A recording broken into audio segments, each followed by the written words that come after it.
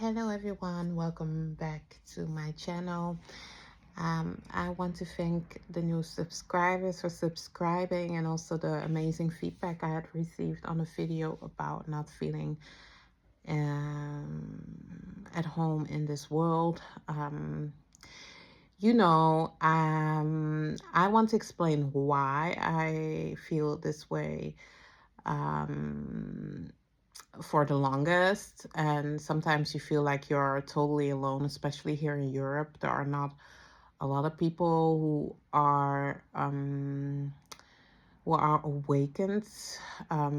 That's what I want to discuss in this video.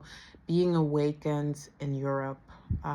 You have to know Europe is really a continent where people, you know, it's very different from America. In America, you have a lot of ambitious people, a lot of people who have own companies and um, are aspiring to like go dream big.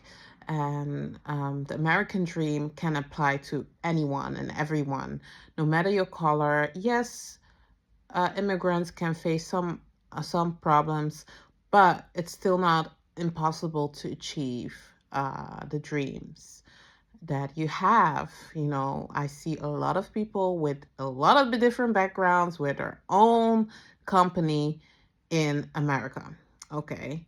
In Europe, it's different. It's really a continent where people are relying a lot on jobs. They view their career through companies um, as as their life. Most of the time, Europeans go to school to study, and when they study, they are done with thinking further.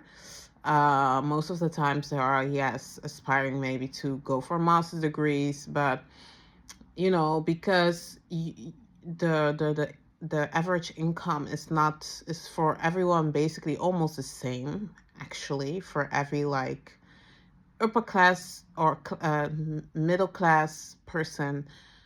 um like 70% is from the middle class society. Yeah, it's middle class, and they have all almost an average or the same loan, no matter the function. So, and if you have, it's not impossible to become an entrepreneur, but not a lot of people are aspiring that way. These days, it's getting more attractive for people, but still, uh, it's a lot of paperwork, a lot of. Um, you also have to know, Europeans don't like to innovation a lot. Not at all. Not a lot. They are not really open to really, really new things. They like to keep it to their old way of working and thinking. So, yeah, that's why it's a little difficult to put something new here and create something new here.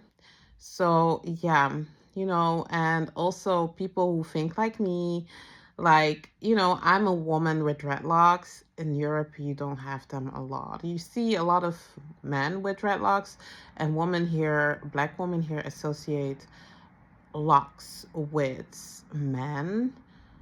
But here, having locks is on women is strange. So yeah, I can get like weird looks because a lot of African black women here still wear a lot of fake hair, also natural, but it's still, still a lot of black women with fake hair. It's really sad to see, to be honest. But yeah, it's reality over here. And I operate different. I follow a lot of people from the US. I am actually like evolving with these people together. I'm getting informed through social media, YouTube, and I also connect with these people or spiritually enlightened beings in the US. And unfortunately, here in the Netherlands and Belgium, you don't find them a lot. Everyone is still in their ignorant bubble, like, thinking that their 3D life is the end all be all. And also, the 3D life is not for everyone. You have to have your white privilege. You can, as a colored person, immigrant person, also have those privileges. If you lick their asses, then it's possible to have a life like that. But yeah, possible, but you will live a very miserable life. So that's why I choose to step out and do my thing. And now I am the weird, the weird one, and they exclude me totally. They see, oh, that's not, she's different. She's so different. So no, they think I'm too foreign, too foreign. It's even funny. The people, I speak Dutch fluently when I walk around here in Antwerp or the Netherlands. It's really that bad that people are starting to talk English towards me. A lot of people think that I'm actually from the US. And that's so funny to me. But I'm not. I had the dream. I have the American dream as well. Like, to be honest, my sis and I, hey sis, we are really like look up to people, and also, yeah, Americans, and yeah, African Americans as well, like, and I know that with your country it's also not going great, but still, just know that you guys have a lot. I know it can be also very hard to live there. Really, the extremes there are really extreme. Here we are definitely in our comfort zone, very safe, but you guys can, when you guys struggle, you struggle. And I have a lot of respect for you all. But yeah, that's basically what I feel. I had to go through my spiritual awakening all by myself, and I don't know if people can relate, but once you are spiritually awakened, you cannot go back.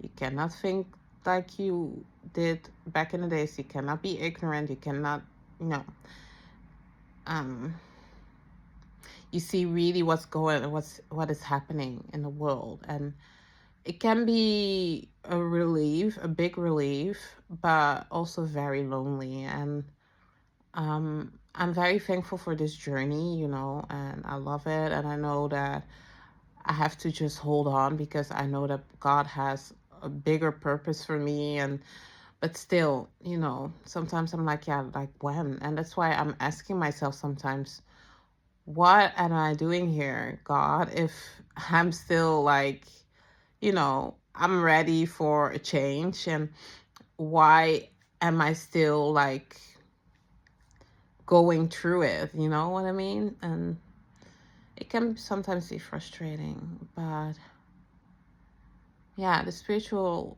journey is so amazing, but it can be lonely. For me, my spiritual journey, it started all when I felt like that I actually had to put a persona only to be accepted by people and the society. I was dumb. I chose for me, myself, and I. And the last 10 years were very lonely, I've been bullied a lot, not even but for choosing me. And people didn't like it. But I kept on fighting, I kept on believing in God, and I knew that I was doing this for myself, to heal me, myself, but also my ancestral line. So I'm so proud of what I did. Yeah, maybe it had to go that way. Yeah.